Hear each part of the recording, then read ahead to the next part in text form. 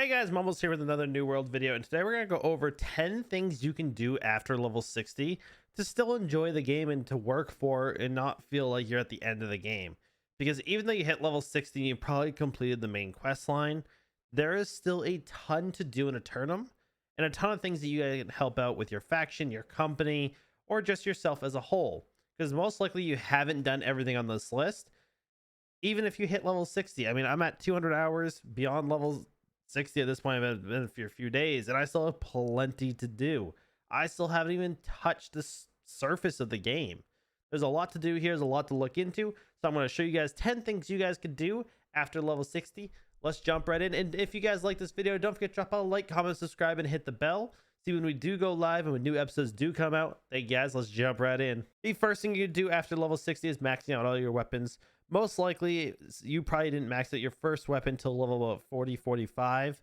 That's right about where I hit my first one. And then right after that, I got my second one maxed out. I first maxed out my rapier and spear. Now I'm working on the spear and bow. I'm kind of trying to group them up to stats so I don't have to respec as many times as possible. But this does allow you to be a little bit more versatile late game if your company or your faction is lacking a specific group of like healers or tanks or DPS. You can kind of fill those roles as needed. And as the game goes on in the long run, this will actually give you something to do because there will be more weapons added on later on. Point number 2 is max your crafting and gathering. This is something you're going to need to do to craft high tier dungeon keys. You're going to need to do high tier gear, tools, weapons, all that kind of stuff, jewelry. It's good to have that stuff maxed out for when you need it or when you're trying to sell some items late game to make some extra cash.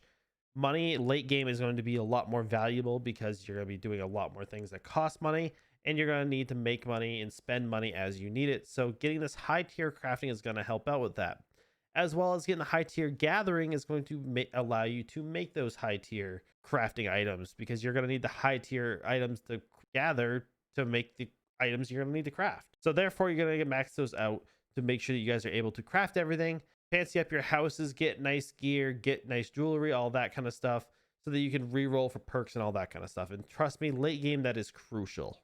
The third thing you're going to want to do is visit all the dungeons. I mean, in the main quest line, it only forces you to go to Amrine, Depths, and Dynasty, and kind of Starstone. Starstone is one of the earlier side quests.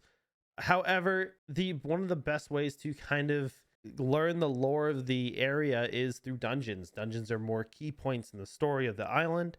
So doing these dungeons will kind of give you a little bit more of lore and background of the island or the area that you are in. Now, obviously, you're going to want to get the loot, and you can also grind these dungeons to get the armor sets and the weapon sets. Point number 4 is buy 3 houses.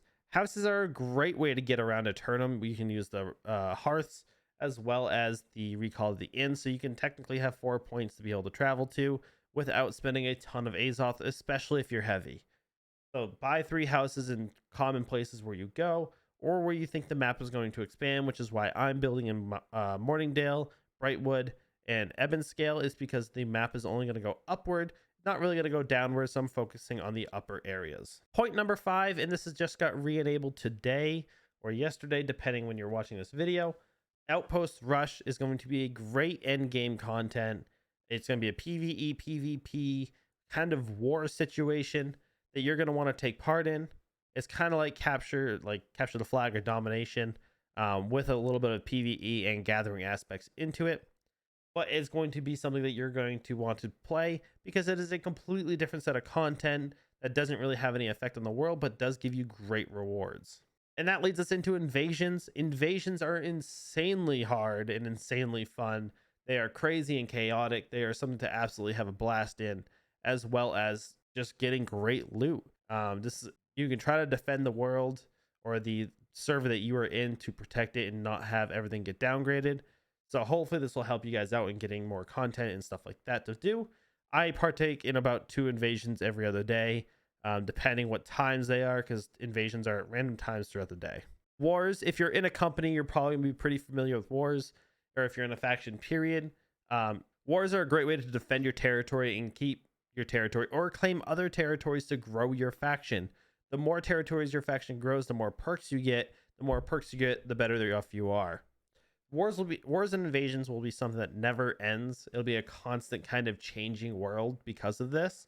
And I'm kind of excited to see how tactical wars and invasions get later on. Point number 8 is just PvP.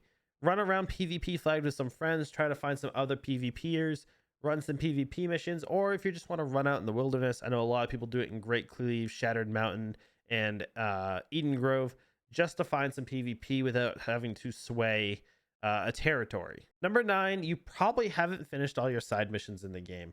I highly doubt you have. Not many people do. Some people do have the rule like do all your side missions before you change territories. If that is, then you've probably completed all your side missions and got to level 60 probably about quicker than anybody else. However, if you're like me who skipped a bunch of areas and just skipped a bunch of side quests, you're probably going to have to go back and do these. So go back and do all your side quests. They do add a bunch of lore and kind of stories to the area and the town themselves rather than the land as an island. It is more about the settlement and the town and what they want as a person. And the last part, and probably one of the more important parts, is just explore. Eternum has a bunch of really, really beautiful areas, as well as some very stunning overlooking kind of valleys that just have some crazy colors and some crazy looking rock structures. Eternum has a ton of secrets all around, as well as a ton of lore stories. Read some lore. Read up. My favorite one is on Brightwood Isle, which I've done a video on. All these stories around Eternum are very unique and very lore based and heavy into kind of future of Eternum. From what we have been told, a lot of the lore pages show some sort of storyline that is going to happen in the game, whether it's a side quest, main quest, extra area, world bosses. They give us a bunch of clues what's going to happen in the future of the game, which we're all kind of excited about as creators because this gives us something to talk about. So get out there, explore the far corners of Eternum, the ones that you don't really go to for quests. Search the areas. There are areas around the map where there are no quests there. You have to go there yourself, and they do have some very interesting stories behind them. So go check them out. I hope these 10 things help you out on what to do after level 60. I know personally I want to get my crafting and gathering up the most and the quickest right now, as well as visiting all of the dungeons and doing some Outpost Rush and some invasions, because those have been an incredible amount of fun, especially playing with other people.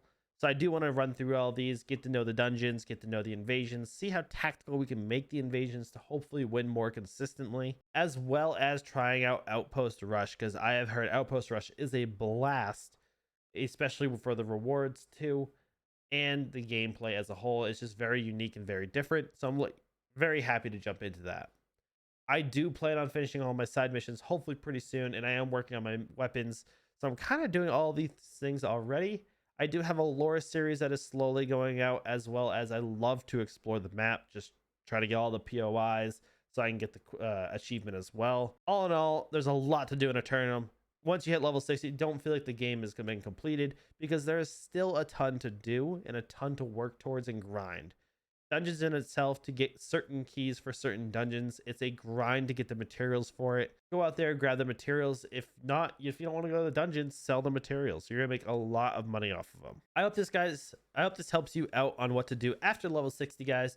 Thank you guys so much for watching. Make sure you guys drop a like, comment, subscribe, and hit the bell. Thank you guys. Have a great day. Goodbye. Deuces, y'all.